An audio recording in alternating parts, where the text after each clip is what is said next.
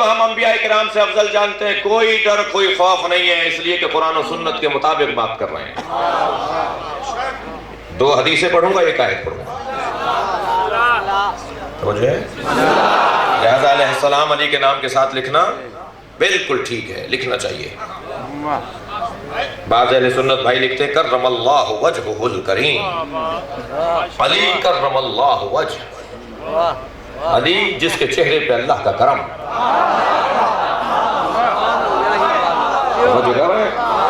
ہمارے برادران اہل سنت مولا علی کے نام کے ساتھ یا رضی اللہ تعالیٰ عنہ لگاتے ہیں، کیا لگاتے ہیں؟ کرم اللہ وجہہ کو، علی جس کے چہرے پہ اللہ کا کرم۔ کیا کسی اور کے چہرے پہ اللہ کا کرم نہیں؟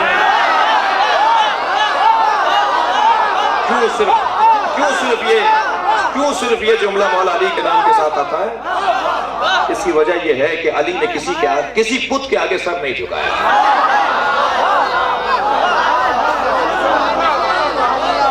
علی نے کسی بت کے آگے، یہ چہرہ کسی بت کے آگے نہیں جھکایا۔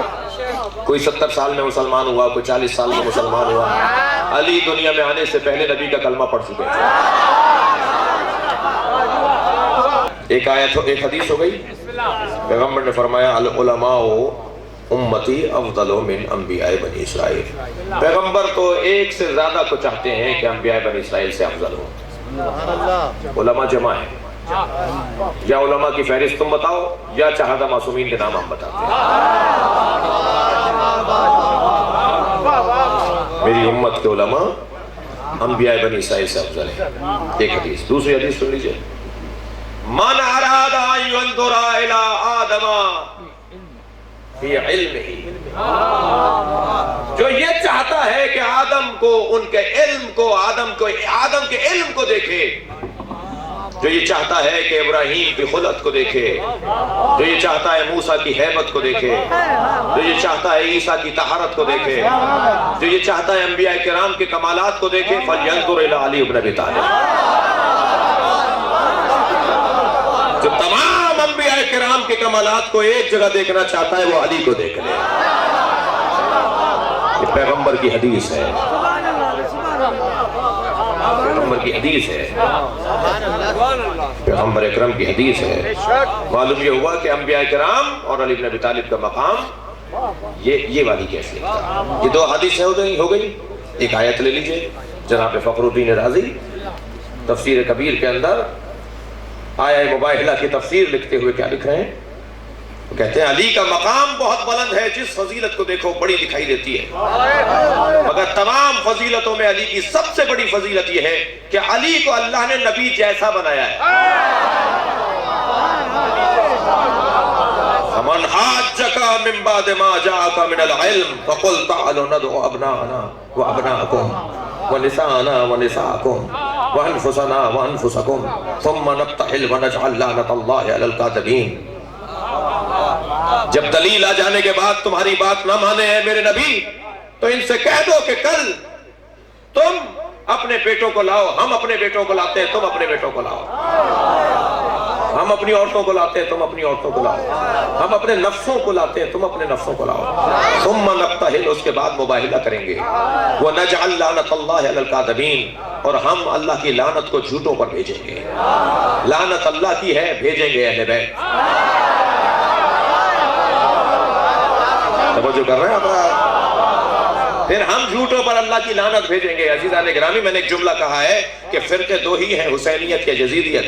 سچائی کو حسینیت کہتے ہیں، جھوٹ کو یزیدیت کہتے ہیں۔ بس ان دونوں کا مقابلہ ہے نا۔ جو بھی اہل بیت کے مقابل آتا رہے گا جھوٹا ہوگا یا نہیں؟ بھائی اللہ کے نبی نے ایک مرتبہ پنجتن کو لا کر میدان میں کھڑا کر دیا اور فرمایا جو ان کے مقابل آئے گا اللہ کی لعنت آئے گی۔ کیا ہر واقعے کے اندر آیت آتی کیا؟ بھئی ایک مرتبہ ہی آیت آئے گی نا۔ قرآن فارمولوں کی کتاب ہے، قرآن اصولوں کی کتاب ہے۔ بار بار تو آپ پر تو قرآن آنے والا نہیں ہے، قرآن نبی پر آیا اور ختم ہو گیا، ایسا ہی ہے نا۔ ایک مرتبہ ہی ہوگا نا جو پنجتن کے مقابل آئے گا ان پہ لعنت۔ تو کیا بار بار ہر واقعے کے اندر بتایا جائے کہ لعنت ہے؟ بس آپ صفحہ پلٹتے رہیے تاریخ کا، جو اہل بیت کے سامنے آتے رہے لعنت آتی رہے۔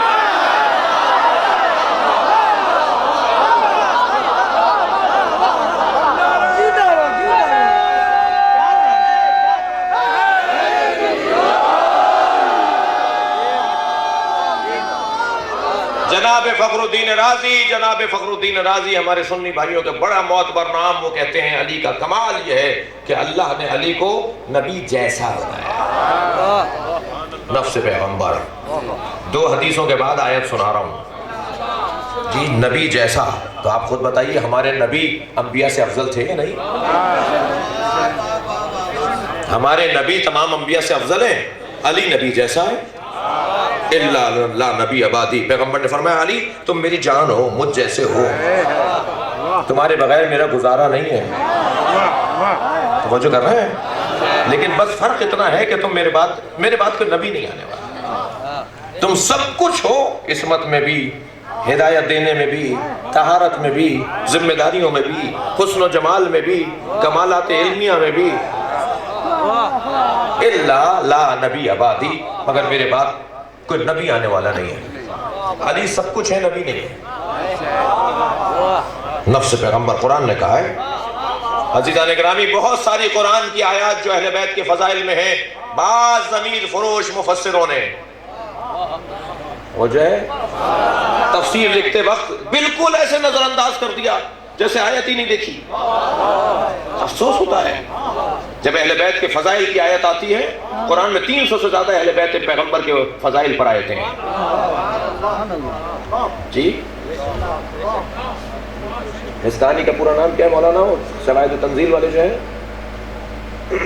شواہد تنزیل، ایک سنی عالم دین نے 3 جلدوں میں کتاب لکھی ہے، شواہد تنزیل جی۔ علامہ حسانی اہل سنت کے عالم ہیں، محدث ہیں، انہوں نے 3 جلدوں میں کتاب لکھی ہے کہ قرآن مجید میں 300 سے زیادہ آیتیں ہیں جو اہل بیت کی شان میں ہیں، جو پیغمبر نے فرمایا اس سے مراد میرے پنجتن ہے۔ میری مشکل یہ ہے کہ میں اپنی کتابیں بھی پڑھوں اور آپ کی کتابیں بھی پڑھوں۔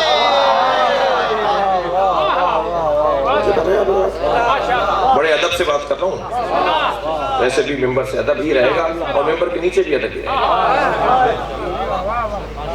شواہد تنزیل کے اندر علامہ حسکانی لکھتے ہیں 300 سے زیادہ آیتیں ہیں۔ افسوس ہوتا ہے، تعجب ہوتا ہے، درد بیان کر رہا ہوں، درد کا اظہار کر رہا ہوں کہ بہت ساری ایسی آیات ہیں قرآن مجید کی جن کو مفسر جب آتا ہے اس آیت کے اوپر تو ایسے گزر جاتا ہے جیسے آیت ہی نہیں دیکھی۔ اس سے پہلے والی آیت، اس کے بعد والی آیتوں کی 3 صفحوں کی تفسیر ہے، اور اس آیت پر پہنچے، ترجمہ کیا، 2 لائنیں لکھی اور آگے بڑھ گئے۔ افسوس نہیں ہے؟ افسوس نہیں ہونا چاہیے؟ تم اہل بیت کے فضائل کا جب باب آیا تو تم ایسے ہی گزر گئے سرسری؟ تم نے جانوروں پہ تو 2 صفحے لکھ دیے۔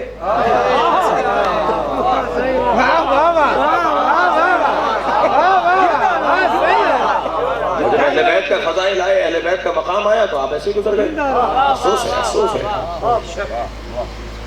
لہٰذا یہاں پر لکھتے ہیں جناب فخر الدین رازی کہ یہاں جو اللہ نے نفس سے پیغمبر علی کو قرار دیا ہے، نفس سے پیغمبر ہونا علی کا بہت بڑا درجہ ہے، اے نبی کی طرح۔ خود دلیل ہے کہ علی کی عظمت بلند ہے۔